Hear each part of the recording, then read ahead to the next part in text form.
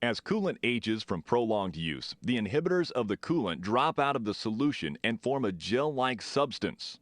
This substance, commonly called green goo, can plug radiators, heater cores, and other system components.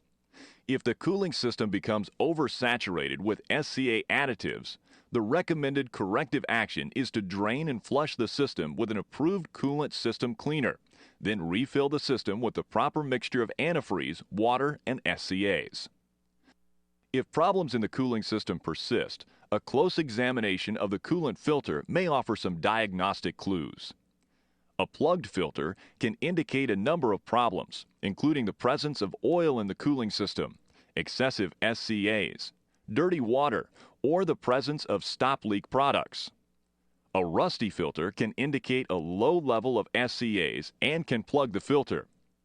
A rusty, leaking filter indicates a complete lack of corrosion protection in the system, a sure sign of severe problems.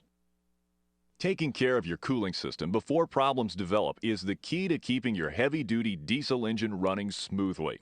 Regular maintenance of the cooling system includes checking the coolant level, testing the coolant fluid, changing the coolant filter, and draining and flushing the cooling system.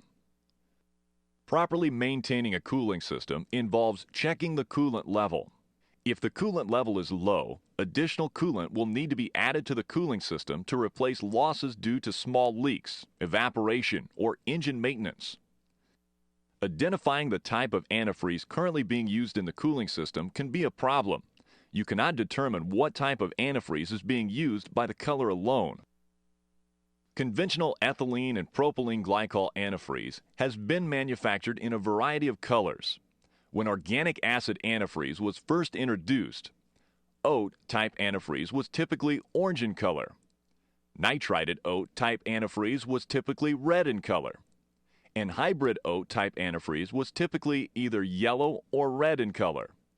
The TMC, Technology and Maintenance Council, is making strides to standardize the colors of antifreeze to easily identify which type of antifreeze is being used. Although most antifreeze is compatible, if conventional antifreeze is added to any organic acid type antifreeze, it can dilute the original coolant's chemistry. If the coolant gets diluted, it causes a shift in the coolant's chemistry and may leave the cooling system unprotected. Check with the original equipment manufacturer for coolant mixture recommendations. When adding or changing coolant, if you are unsure of the type of antifreeze currently being used and have no way of identifying it through past maintenance records, identification tags, or driver's knowledge, drain and flush the system and add new coolant. Properly maintaining a cooling system also involves testing the coolant fluid to ensure the system stays balanced. Hastings recommends testing the coolant for proper SCA levels at least twice a year and at every service interval. Hastings offers the CT101 Fleet Strip Test Kit for testing conventional antifreeze with SCAs. This universal test kit is simple to use because there is no measuring or mixing of coolant. The test kit utilizes litmus strips that measure freeze point, nitrite, and molybdate levels, all on a single strip. The CT101 test kit can also be used to test the freeze point only in oat and nitrided oat antifreeze. A color-coded chart indicates the condition of your SCA and the proper action, if any, that needs to be taken. Test strips are available in the marketplace to test nitrite levels and organic acid coolants. There are also test strips available to test for sulfate, chloride, and pH.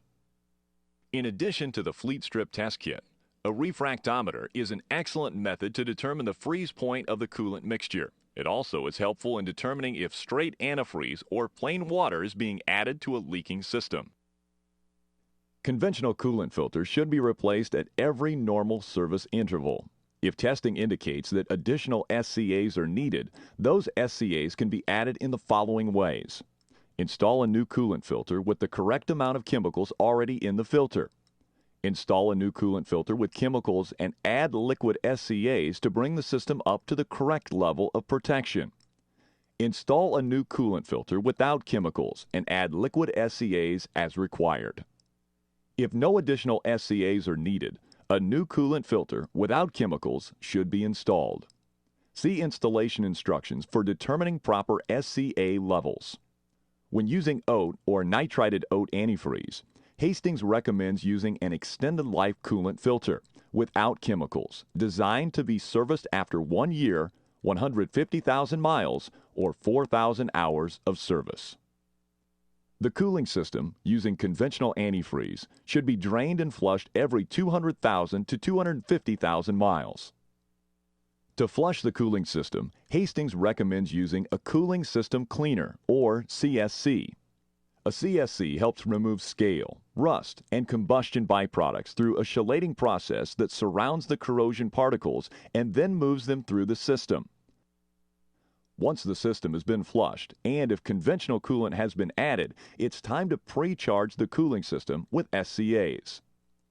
If using BTE, Hastings recommends a pre-charge ratio of 1 unit of BTE for each gallon of coolant, and a maintenance dose of 1 unit of BTE for every 4 gallons of coolant.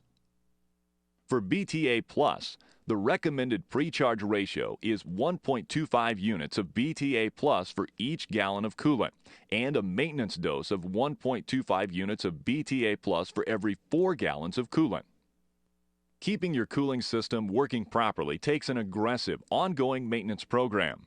It is a process, however, that will help keep your heavy-duty diesel running at peak performance for many years of service.